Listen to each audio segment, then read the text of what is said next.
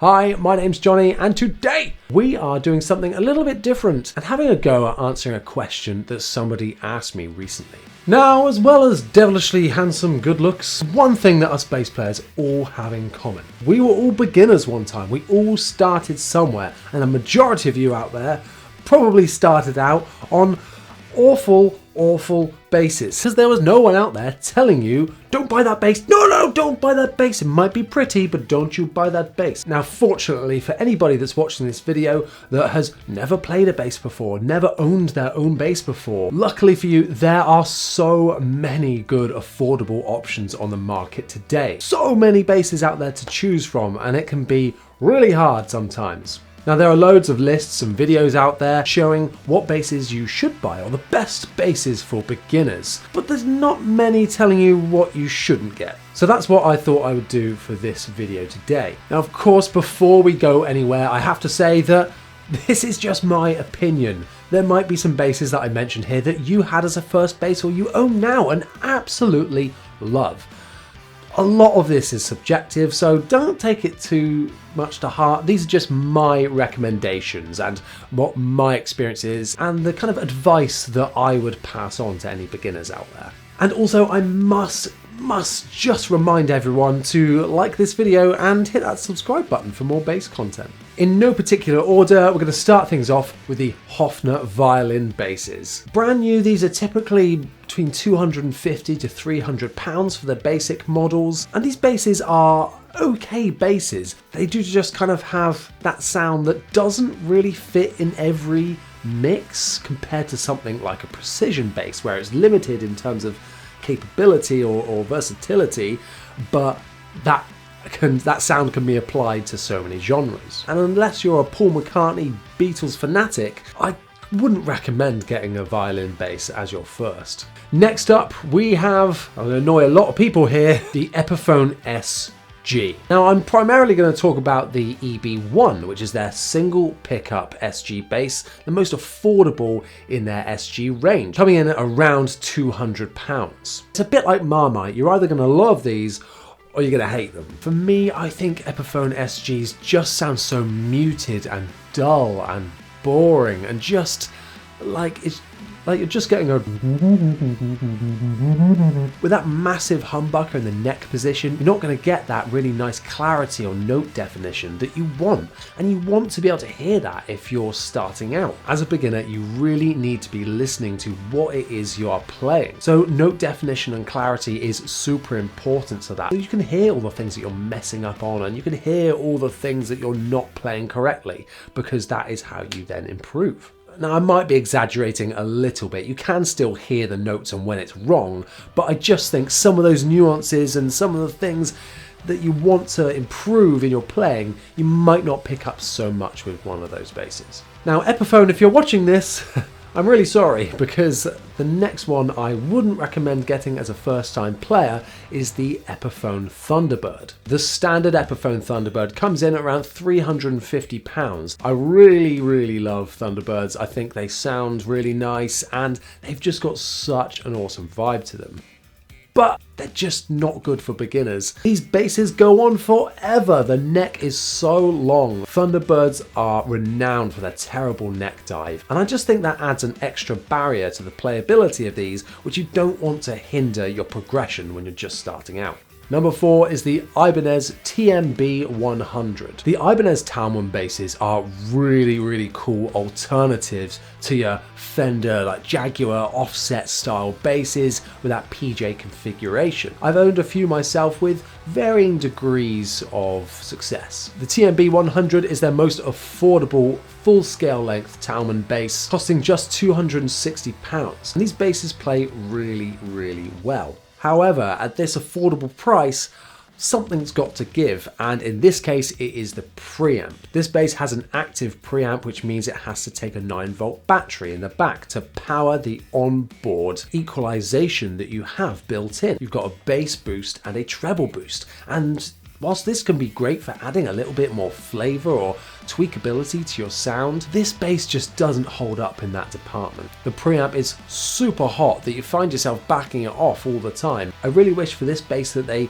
scrapped the active preamp and focused the money from that on giving you some better pickups. Okay, next up is a brand that as a beginner you're probably going to see around quite a lot, and that is Sire. Across their price range, Sire offer fantastic basses. However, I don't think I would recommend the M series. For this one, I'm going to be talking about the Sire M2, which is their humbucking bass. It's a bit more of a curvy, untraditional, almost Ibanez-esque shape, coming in at just £300. The M series sound and play fantastically well. However, they do come with really complicated onboard preamps. I've owned one of these basses not as a beginner, and I just found that control system overwhelming and there's too much going on. I always recommend to beginners to get something simple, not something that when you look down you're going to be confused of what that is when you yourself are still trying to get the hang of playing the thing.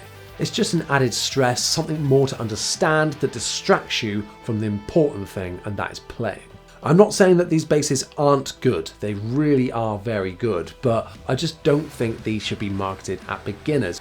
Now, if you watch this channel, you'll know that I mainly focus on reviewing affordable basses, and I really like keeping up to date with the latest releases. So I was super excited for this next bass when it was released.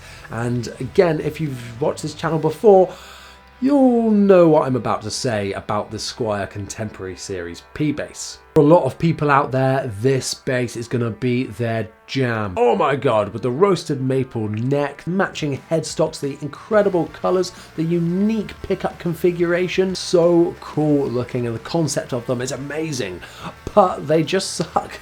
Let me clarify, I think the basses are fine, play well and they sound good, but they're just inconsistent. I have had 3 of these basses, 2 of which turned up not working, and the third was damaged in transit. It came directly from Fender, and yeah, maybe the packaging of the Squiers isn't so good on these ones. I've just had a bad experience, so I can never say that I recommend these basses, or I'd say go and play them in a shop first, because the quality control is questionable.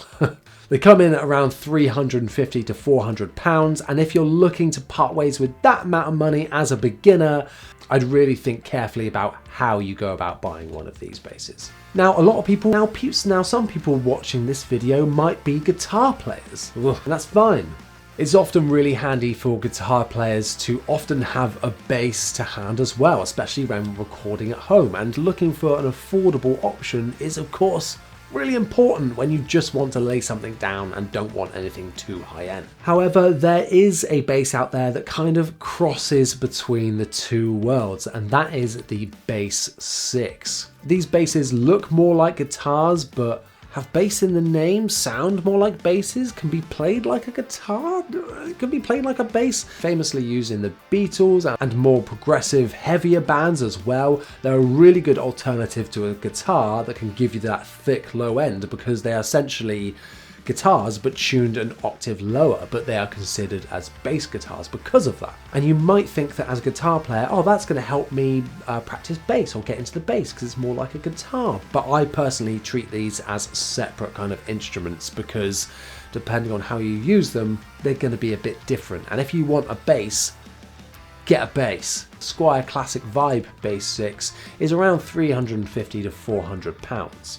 And I think that's an excellent deal for what you're getting. It's a really unique instrument. If you're a beginner player or guitar player thinking you might transition to bass this way, I can't say I'd recommend that, just get a bass. So I've spoken about some specific basses in there. Now I want to talk a bit more about generically what things I would recommend avoiding when you're looking at picking up your first bass.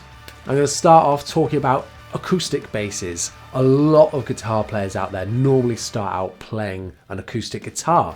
Now, acoustic basses are far less common in the acoustic market, and you don't often start out playing one of those. You might think that you do that, and that's fine. If that's the way that you want to do it, do it. From a playability point of view, I can't say I'd recommend it though, because acoustic basses play a bit differently and sound and respond a bit differently to an electric bass will. And if you want to primarily focus on playing electric bass and want to play like rock and metal bands or do slap bass, acoustic basses just aren't built for that, and so I can't recommend them. So where you might think they'd be good for beginners like they are for guitarists, nah.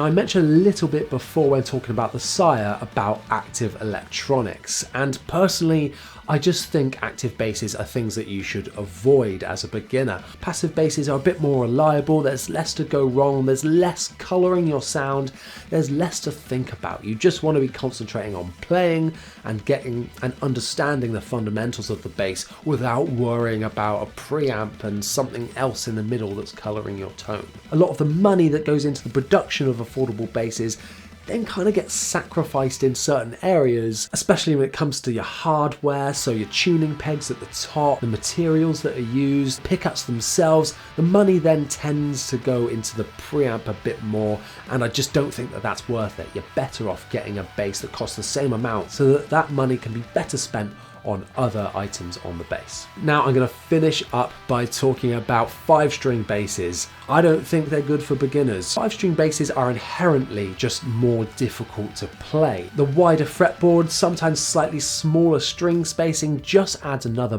barrier to learning, and that's the last thing you need when you're starting out. Now if you really want one, you can then progress onto a 5-string, but for beginners, I think just stick to 4. Don't overcomplicate it. So if you've got a bass in mind and would like some advice, leave a comment down below. Try my best to give you as much guidance as I can, bearing in mind that I haven't played every bass in the world. Maybe one day though, if you hit subscribe. As well as videos like this, I mainly focus on reviewing affordable basses here on YouTube and also host a bass podcast. So make sure you go and check out another video. Once again, thank you so much for watching. I'll see you next time.